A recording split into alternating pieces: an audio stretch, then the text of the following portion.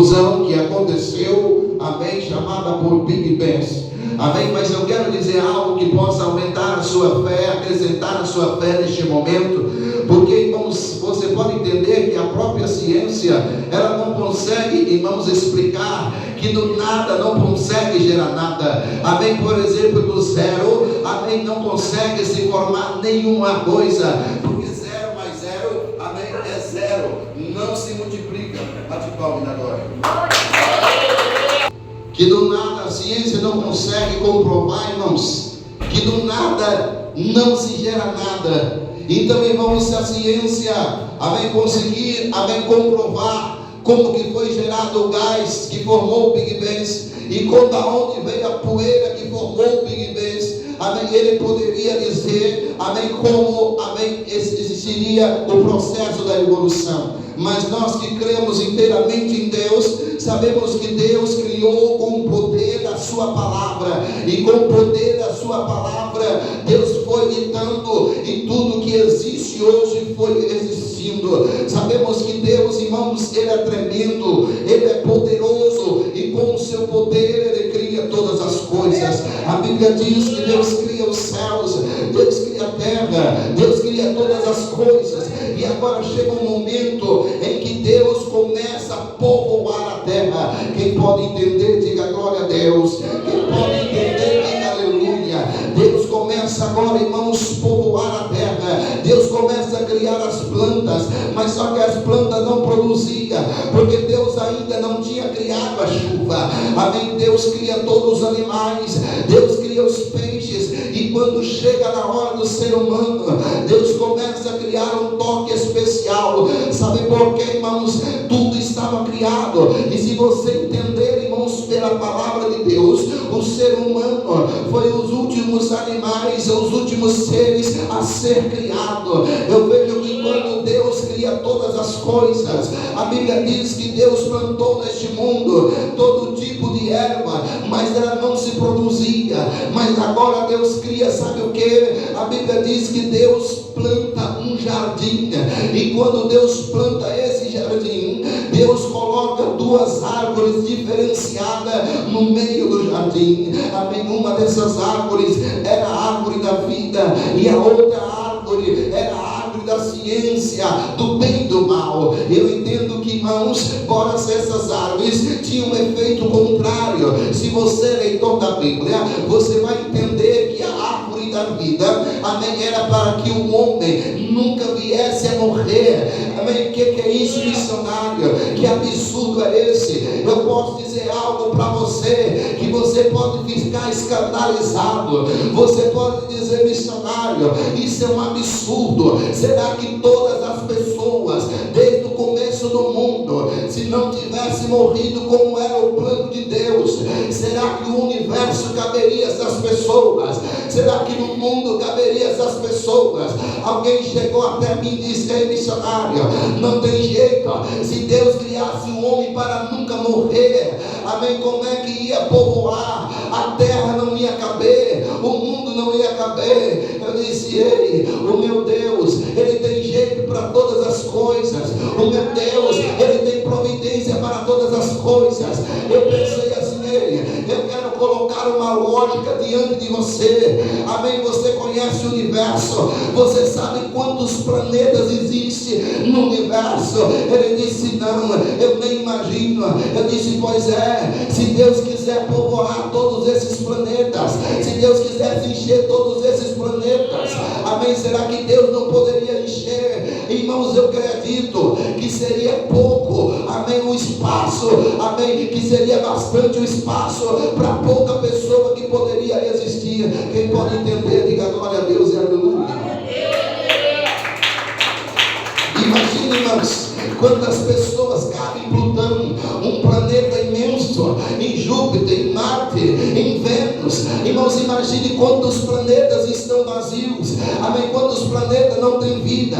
Mas se Deus quisesse, Deus podia colocar todos eles em órbita vivente, e todos eles poderiam viver nele. Mas como o plano, amém, do homem deu errado, como o homem desobedeceu, Deus disse: não, eu vou deixar um planeta, amém, chamado planeta Terra, e ali eles vão viver. O meu plano não vai ser destruído, eles vão viver e morrer nesse mesmo espaço, porque assim é a forma que eles escolheram. Quem pode entender, diga glória a Deus e aleluia. Então, irmãos, Deus criou o homem para que não morresse. Deus criou o homem para que existisse. Amém? Será missionário. Ele disse: ei, o dia que vocês comerem, não coma dessa árvore da ciência do bem e do mal, porque ela é o contrário da árvore da vida. A árvore da vida, ela rejuvenesce a pessoa. Por exemplo, irmãos, você estaria já com 200 anos, você estaria já cansado, você estaria fraco. Sabe o que ia acontecer? Você ia até a árvore da vida e você ia pegar uma fruta, ia comer, você ia rejuvenescer, você ia ficar igual um jovem, a sua saúde ia ser renovada. Assim é o poder da árvore da vida. É natural você ler na Bíblia Sagrada que Metusalém, ele viveu, amém, muitos anos, 790 anos. Aí você disse assim: meu Deus, como pode um ser humano viver tanto? Por que ele vivia? Eu acredito que ele tinha em seu DNA a genética da árvore da vida, mas no decorrer do tempo ela foi se enfraquecendo, ela foi distanciando, e o homem voltou a viver, amém, somente 70 anos. É a forma que eu entendo. Quem pode entender, levanta a tua mão e glorifica e exalte aquele que vive, aquele que reina, aquele que está com o meio. E agora, irmãos, Deus coloca uma sentença: amém, não coma da árvore amém, da ciência do bem e do mal, de todas as árvores que tem no jardim vós comereis, mas dessa não comerás. Aí você pergunta: se Deus sabia que o homem era falho, se Deus sabia que o homem ia pecar, se Deus sabia, irmãos, que o homem, amém, é fraco, por que Deus plantou uma árvore, amém, perigosa no meio do jardim do Éden? Sabe por quê, irmãos? Porque em todo o universo, em todo o mundo, até no mundo celestial, existe ordem, existe obediência. Você pensa que os mandamentos, amém, quando Moisés subiu no monte de Deus, a Bíblia diz que Deus escreveu com o dedo, amém, nas pedras. Aí eu te pergunto: você sabe o que Deus escreveu? Amém, você tem certeza que você pode não saber, mas se você não sabe, você vai ficar sabendo agora. Amém, Deus escreveu os 10 mandamentos, amar a Deus acima de tudo. Sabe que eu acredito que esse mandamento, ele está ligado na terra, mas também está ligado no céu. Eu creio que é um mandamento que eu e você devem obedecer, mas também que os serafins, os querubins também devem obedecer esse grande mandamento de Deus. Quem pode entender, diga glória a Deus e aleluia. Então, irmãos, Deus coloca aquela árvore e diz: não toque, nem toque nessa árvore. Aí eu te pergunto, amém, será por que nós não devemos nem tocar? Por que Deus, amém, não permitiu nem tocar? Porque quando você toca em algo, você está muito íntimo em algo. Quando você toca, você tem uma liberdade. É como se Deus dissesse: nem dá liberdade, nem chega perto dessa árvore, porque senão vocês vão cair em tentação. Mas o homem e a mulher não resiste, desobedece a lei de Deus, desobedece o mandamento de Deus, porque Satanás faz uma sessão espírita, amém, dentro do jardim do Éden. Sabe por quê, irmãos? Amém, Satanás, ele tem uma inveja tão grande de você, mas tão grande, que quando Deus cria o homem, a Bíblia diz que Deus forma o homem do barro, ele pega do pó da terra, e quando Deus forma o homem, eu vejo os olhos de Satanás lacrimejando de tristeza, de angústia, dizendo: ei, no passado eu também era tocado por Deus, eu também era abençoado, Deus me amava, Deus cuidava de mim, mas agora Ele me odeia, e Ele está criando um ser, amém, parecido comigo, que também pensa, que também sonha, que também tem vontade.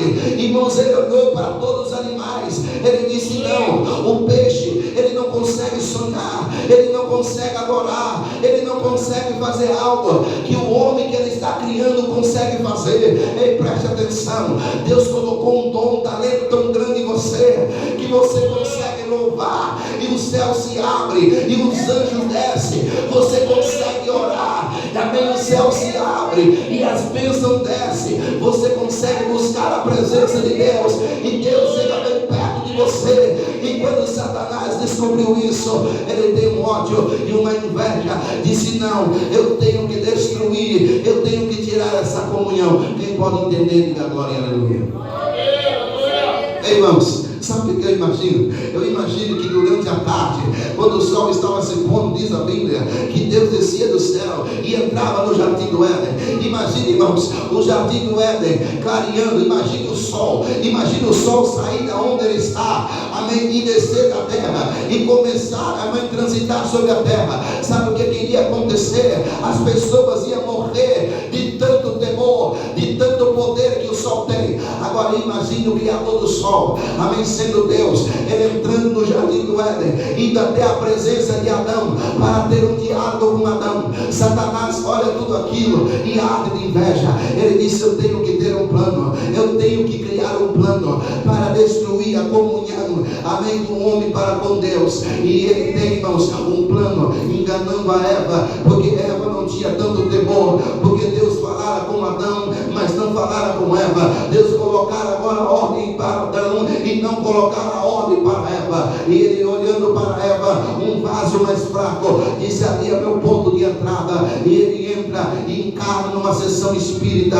amém, naquela serpente, e fala com Eva e engana para que ela caia no pecado. Quem pode entender, diga aleluia. Irmão, você percebeu que Satanás, ele trabalha em cima da nossa emoção? Satanás, se ele olhar para você e ver que você é muito, amém, emocionado com alguma coisa, ele encarna naquela coisa. Quando ele observa que você é muito obcecado por um item, ele vai e encarna naquele item. Quando Satanás percebe que você é uma pessoa muito nervosa ou muito ciumenta, ele trabalha em cima daquilo que você tem em excesso. E eu entendo, irmãos, a Bíblia não diz, mas eu imagino Eva olhando para aquela árvore e perguntando: por que a gente não pode comer? Por que Deus proibiu? Por que Deus não deixa nós comer dessa árvore? E quando ela pensa assim, Satanás está olhando para ela e dizendo: olha, ela está interessadíssima em comer o fruto proibido. E aí ele se aproxima e pergunta para ela: por que você não come? Olha, não devemos comer porque Deus falou para Adão que o dia em que nós comer desse fruto, nós morreremos. Aí Satanás disse: não, isso é mentira. Imagine, irmãos, alguém olhar para você e dizer: o que Deus está dizendo é mentira.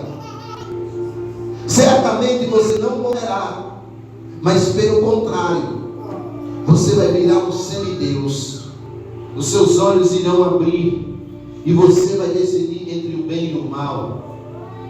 Agora eu te pergunto, irmãos, tem muita gente, pessoas dizendo assim: ei, Satanás não sabe o futuro, Satanás não sabe o que vai acontecer amanhã, Satanás não sabe o que vai acontecer antes daquilo acontecer. Eu te faço uma pergunta: se ele não sabe, como é que ele disse que os nossos olhos iam abrir? Porque a Bíblia diz que antes de Adão comer do fruto proibido, ele não sabia o que era bem e o que era mal, ele não tinha discernimento. Ora, ele era inteligente, mas a malícia não morava e não habitava no seu pensamento e nem no seu coração. Sabe, irmãos, o que eu aprendo aqui? Que Satanás, ele olha para o ser humano e observa o ser humano. E quando ele observa o ser humano, Ele consegue detectar se você está triste, se você está desanimado, se você está motivado, se você está interessado em algo. Em cima daquilo, Ele consegue prever, amém, a sua ideia. Irmãos, quando você encara alguém que está nervoso, se ele tiver com um objeto nas mãos, aí você percebe logo que ele pode lançar aquele objeto em você. Não é porque você tem o poder de saber o futuro, saber o amanhã, mas é porque a previsão é muito lógica e você consegue detectar isso. Quando você vê alguém em alta velocidade, você logo imagina: meu Deus, essa pessoa vai sofrer um acidente. Não é porque você é onisciente, mas é porque você já conhece, é porque você já tem experiência. E dessa forma é Satanás. Satanás, ele estuda o ser humano. Ele tem tempo para olhar o ser humano. Você entende, irmãos, que quando Satanás faz uma visita para Deus, ali no livro de Jó, você vai entender que Deus lhe faz uma pergunta: Satanás, de onde tu vens? Eu entendo que quando ele responde assim, de rodear a terra, eu entendo que ele estava estudando a humanidade. Ele estava estudando cada indivíduo para saber qual é a tática para que ele possa jogar por terra, entristecer e derrubar. E quando Deus lhe faz uma pergunta: eu venho de redor da terra. Você entendeu, irmãos, que existe um lugar chamado inferno, mas existe um local de trabalho de Satanás. Sabe onde é? Na terra. Aqui na terra, irmãos, é quando ele sai para trabalhar, ele sai para fazer as suas missões em derrubar, em matar e destruir, que esse é o predileto, amém, objetivo de Satanás. E quando ele está ali, irmãos, no jardim do Éden, percebendo que Eva olha para aquela árvore, e Eva era uma mulher interessada, uma mulher interesseira. Ah, será que eu vou se tornar uma semideus? Se eu comer essa árvore, eu vou ficar semelhante a Deus? Então, irmãos, ela teve um forte interesse, uma forte cobiça, e isso levou ela à ruína. A mesma coisa eu te falo: qual é o seu interesse? Será que você está deixando o seu interesse, amém, ultrapassar a sua obediência, a sua ordem? Porque tem pessoas, irmãos, que o desejo dele é tão grande, tão forte, que não está nem preocupado com as consequências. E eu entendo que ali agora Satanás disse: não, é o momento. Porque Satanás, irmãos, ele tem um princípio que eu tenho certeza que ele deve ter aprendido no céu. Sabe qual é o princípio? Que Satanás, ele conquista muitas coisas em cima da vida do homem, porque ele não desiste. Mesmo que ele saiba que ele é um derrotado, ele sabe que Deus é mais poderoso, ele sabe que Jesus tem poder, ele sabe que Jesus domina, mas ele ainda tenta, ele ainda arrisca, amém? Vai que dá sorte, vai que eu consigo jogar por terra o plano de Deus, vai que eu consigo trazer uma inimizade entre Deus e o homem. Porque, irmãos, se tem uma coisa que mata o homem, é a inveja. E a inveja, irmãos, ela tem dois efeitos. Aquela pessoa que tem inveja de você, ela também não será próspera. Você será atingido. Você só pode se livrar através do poder de Deus e da oração. Mas aquela pessoa que também tem inveja de você, ela também será fracassada. A inveja, ela tem dois gumes, dois lados que destroem. Um é aquela inveja que ela tem daquela pessoa, e outra é de si mesmo. Então Satanás, ele tem uma inveja, porque ele olha para você e vê você com tantas oportunidades. Sabe por quê? Uma coisa que eu entendo, irmãos, que Satanás não tem hoje, é o livre-arbítrio. Você sabia que você tem direito de escolher? Satanás, se ele pudesse escolher o céu, a salvação, ele escolhia, porque ele sabe que o inferno, que o lago e o fogo é terrível. Mas ele olha para você e fala assim: eles têm toda a oportunidade. Se eles quiserem morar com Deus, se eles quiserem salvar a alma deles, se eles quiserem se livrar do lago de fogo, eles têm oportunidade. Você tem um livre-arbítrio, e esse livre-arbítrio que você tem, ele te garante comunhão com Deus, te garante salvação para a tua alma, te garante, irmãos, muitas comunhões que você possa ter com Deus. Às vezes você está olhando à sua volta e lamentando tanto, dizendo que você não tem sorte, dizendo que você não tem oportunidade, mas eu quero abrir um leque aqui esta noite e te dizer que Deus te deu toda a oportunidade de ser abençoado. Deus te deu toda a oportunidade de livre escolha na sua vida. Sabe por quê? Porque Deus, ele ama o homem. Deus, ele ama a humanidade. Deus criou o mundo, a Bíblia diz que Deus amou o mundo de tal maneira que enviou o seu Filho unigênito. O homem peca, irmãos, diante de Deus. Imagine Deus, irmãos, no seu costume de vir todos os dias. Deus vem durante a tardia, irmãos, visitar Adão e vem visitar a Eva. Mas quando ele vem, ele percebe que aquele lugar predileto, aonde ele encontrava Adão, aonde ele encontrava Eva, eles não estavam. Eu imagino Deus perguntando aonde eles estão. Eles estavam escondidos. Irmão, você percebeu que o pecado traz vergonha? Você percebeu que o pecado, irmãos, ele traz desunião? Você percebeu que o pecado, ele tira a nossa comunhão com o Pai, ele entristece a Deus? Eu imagino Deus, irmãos, descendo até o jardim e começa a chamar: Adão, aonde está? Adão, cadê você, Adão? Como se Deus não soubesse, irmãos. Mas Deus não sabe todas as coisas, irmão. Você tem que separar o poder da onisciência. Não é o mesmo poder que Deus tem de entrar lá na onisciência e tirar, irmãos, e desfazer. Porque Deus tem poder para saber, mas Ele não quer mudar o plano que já está traçado para acontecer. E Adão responde: Senhor, a mulher a qual tu me deste, ela me fez pecar. Sabe o que eu aprendo aí, irmãos? Que muitas vezes quando o homem se sente condenado, quando ele se sente caído, quando ele vê que ele errou, ele sempre quer pôr a culpa em Deus, ele quer pôr a culpa em alguém, ele quer, irmãos, se livrar e colocar a culpa em alguma coisa. Quantas pessoas estão dizendo: Deus, eu não pedi para estar aqui, Deus, eu não pedi para ser dessa maneira, por que eu estou sofrendo, por que eu estou passando por isso? Muitas vezes, irmãos, nós não reconhecemos que a misericórdia de Deus, irmãos, é que nós recebemos o que Ele tem para nós. Só que sabe qual é o nosso pensamento? Nós pensamos que Deus tem que nos agradar.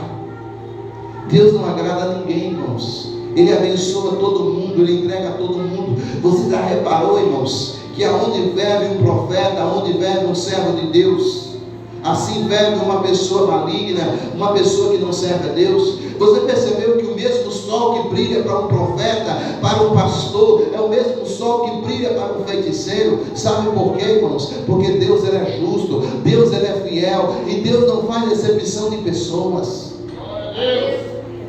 E Deus ali, irmãos, agora Ele faz uma aliança com o homem, perdoando o homem e dando outra oportunidade para o homem. Sabe o que eu aprendo aqui, irmãos? Que o poder de Deus maior não é só para criar todas as coisas,